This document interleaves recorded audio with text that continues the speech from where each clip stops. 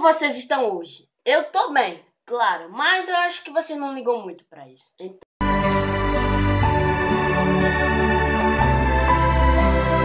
Então, vamos lá. Neste episódio de Tarde Legal Animada, falaremos de um assunto que causa nostalgia em muitos de vocês. Consoles antigos. E também 3 exemplos de seus jogos. Então, roda a vinheta!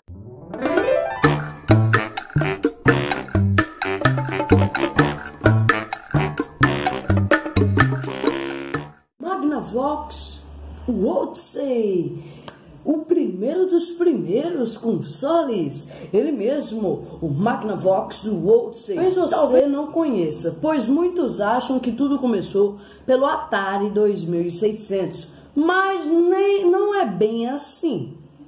Não é bem assim. Esse projeto é uma ideia, de criar um aparelho que interagia com a TV, que naquela época era uma coisa nova, uma coisa bombástica, uma coisa espetacular.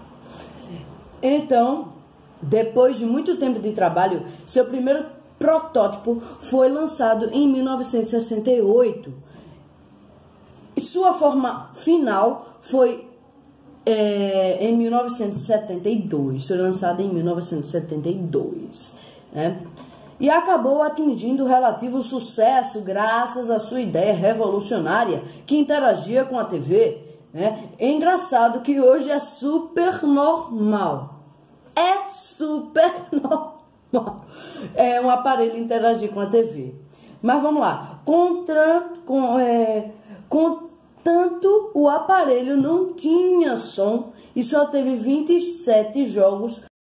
Agora falarei sobre alguns jogos do Odyssey e como eles funcionavam na época. Eram usados cartuchos simples, chamados de Game Card. O console conseguia gerar até 3 objetos luminosos na tela que se podiam mexer. 2 dos objetos iluminados eram que o Player 1 e o Player 2 podiam controlar. Tipo, você aqui, seu amiguinho. Um era o Player 1 e o outro era o Player 2. Obviamente, eu queria ser o Player 1, né? Só para falar aqui. Primeiro, tio Caio aqui é demais. Continuando. Podiam controlar.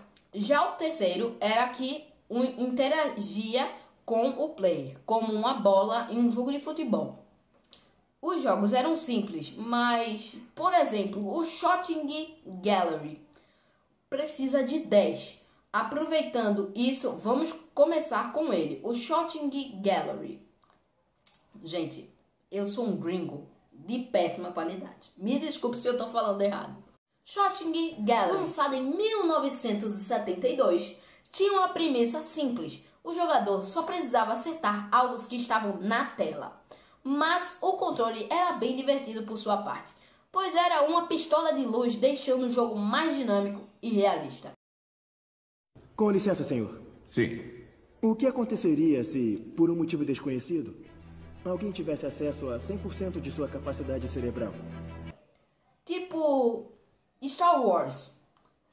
Eu nunca assisti Star Wars, mas é porque a gente vê esses trailers e tal de filme. Ponto, aí tem aquelas armas assim, pistola. Não. Tô falando de sabre de luz, gente. Now the world don't move to the beat of just one drum. What might be right for you? O outro jogo do Magnavox é o Submarine, lançado em 1972, no mesmo ano do outro jogo. Consiste em um jogador que controla um submarino. Mas é claro. Olha o nome do jogo. Olha o nome do jogo. Ok, né? Vamos lá. Que precisa passar por vários obstáculos para chegar a um objetivo. E é ajudado pelo outro jogador que usa um ponto como torpedo. Eu queria ver esses jogos nessa época, cara. Queria ver se eles iam fazer esse sucesso todo. Porque na época antiga, assim, era bem tipo, mano, que massa esses jogos. Mas a gente já tá vendo aí jogos muito melhores. Melhores, eu digo assim, de gráficos e tal, mas tem pessoas que gostam dessas antiguidades. Agora vamos falar de outro jogo, e é o último dessa lista. Haunted. Ok. Um jogo muito divertido do Magnavox Odyssey. é o Haunted House, lançado em 1972. Aqui só tem jogo de 1972, gente. Este jogo é de perseguição de duas pessoas em uma casa mal assombrada. Já tá me dando arrepio só em falar que é mal assombrado. Você precisa reunir pistas para conseguir desvendar um enigma para achar um tesouro no último andar da casa. Bem curioso, né? Fiquei até com vontade de jogar agora. Agora ele, o primeiro que o povo disse que é primeiro, o Atari 2600. Agora sim, falaremos sobre ele, um console bastante famoso e que marcou uma geração de crianças. O Atari 2600, eu tenho certeza que você conhece alguém que ainda guarda essa relíquia. Seu processo de criamento foi começado depois do surgimento do revolucionário Magnavox, assim inspirando novas ideias a criar seu projeto de consoles. Aí entra a mente de Nolan Bushnell, que cursava engenharia na Universidade de Utah e chegou a fazer bicos em parques, de diversão durante o verão. A moda daquela época eram as máquinas de pinball que divertiam e geravam muito dinheiro. E essa ideia ficou na cabeça dele. Ele então saiu do emprego que estava na época, chamou o ex-colega, não sei pronunciar o nome dele, mas eu vou tentar, Ted Dabney, e fundou a própria empresa em 1969. Em 1973, o Cryan Engineering iniciou um desenvolvimento de sistemas, de videogame, correndo contra o tempo para lançar seu sistema antes de concorrentes. Em 1977 foi lançado o Atari 2600, considerado a segunda geração, e foi um sucesso imediato com jogos exclusivos. Até hoje, pessoas guardam com carinho o seu Atari. Agora falaremos sobre 3 jogos referentes do Atari 2600, que você precisa conhecer, é claro, pois são incríveis. River Raid, um dos primeiros jogos do Atari 2600, o River Raid, lançado em 1982, jogo antiguinho aí. Seus produtores conseguiram criar um jogo cheio de ação, só que com apenas 4 KB. Jogo bem pequenininho, viu? Este jogo também é divertidíssimo e longo, diferentemente do seu armazenamento. E ele tem um começo, um meio e um fim. No jogo, você controla um avião de combate que voa sobre um rio, onde tem navios e outros aviões inimigos, e você precisa vencê-los. Pitfall, segundo jogo da lista. Agora, um jogo que é conhecido até hoje. Então, esse jogo fez história e ainda faz história até hoje, galera. Então, se liga nesse jogo daí, porque você pode se interessar. Então, vamos lá. O Pitfall, este jogo conta sobre as aventuras de Pitfall Harry, andando sobre uma floresta parecida com um labirinto, tentando recuperar 30 tesouros. Mas existem muitos animais perigosos em sua jornada e você precisa vencê-los. Hero, último jogo da nossa lista do Atari 2600. Lançado em 1984, conta a história de Roderick Hero. Ele tem a missão de salvar mineiros presos em uma montanha cheia de labirintos e perigos que você precisa eliminar. Roderick, com o auxílio de seus equipamentos, tem a capacidade de voar e também abrir caminho na caverna até alcançar os seus sobreviventes. Agora ele, o famoso Nintendinho, Nintendo Entertainment System. Em 1985, Nintendo Entertainment System, NES.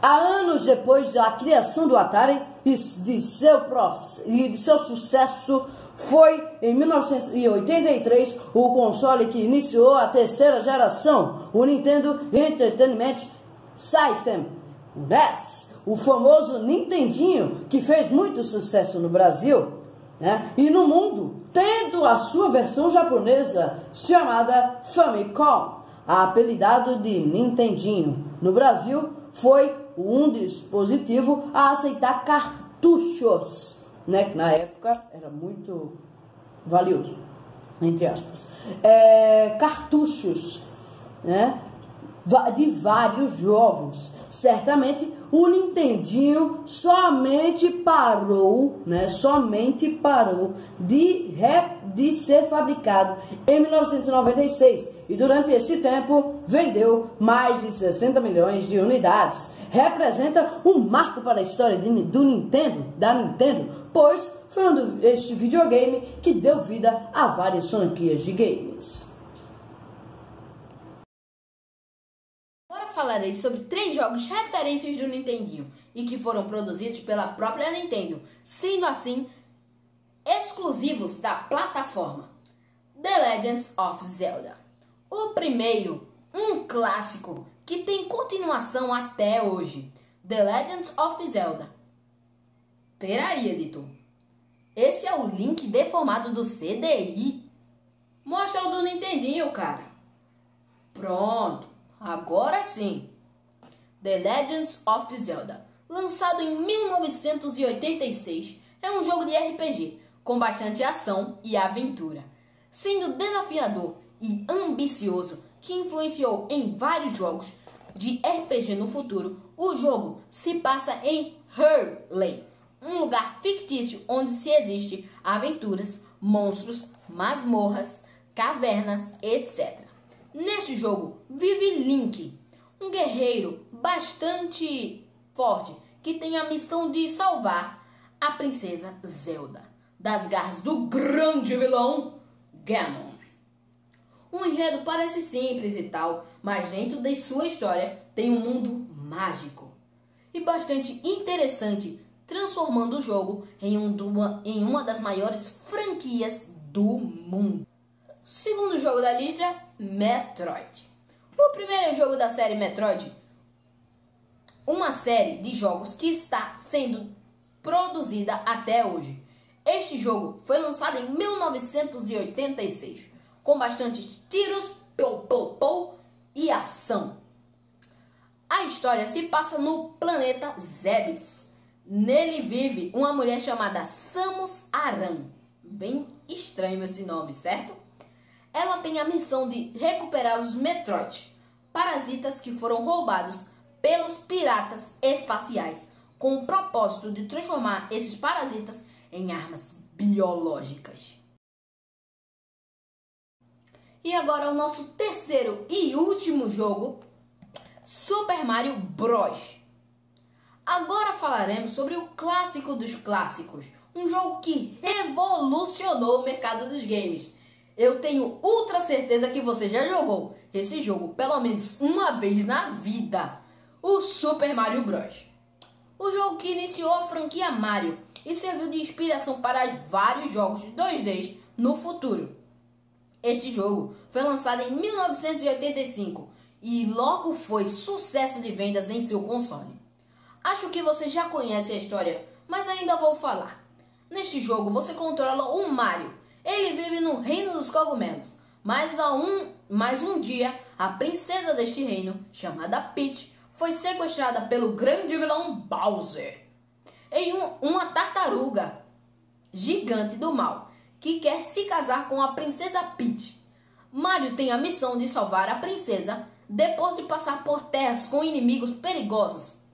Mas o Mario consegue poderes com algumas situações no game. Mas não acaba por aí, galerinha. Não podíamos falar do Nintendinho se não falássemos sobre este jogo. Um jogo que fez sucesso absurdo. Ficamos com o peso de colocar o primeiro jogo e não colocar o terceiro jogo, o Super Mario Bros 3. Esse jogo foi lançado em 1988, um pouco depois do primeiro jogo. Também foi um ícone no console e explodiu no mundo inteiro, com o mesmo enredo do primeiro jogo, mas agora contendo novas mecânicas, novos mapas e novos inimigos. E novos poderes também, principalmente o da folha, que te permite voar. Este jogo trouxe elementos novos, que depois se tornaram básicos nos jogos do Mario. Ah, então vocês ainda continuam aqui, então quer dizer que vocês assistiram até o final. Eu tô aqui só pra dizer que eles se esqueceram de pedir o like, então deixa o like, se inscreve no canal e compartilha, galera, por favor. Assim vai fazer o canal crescer, então falou!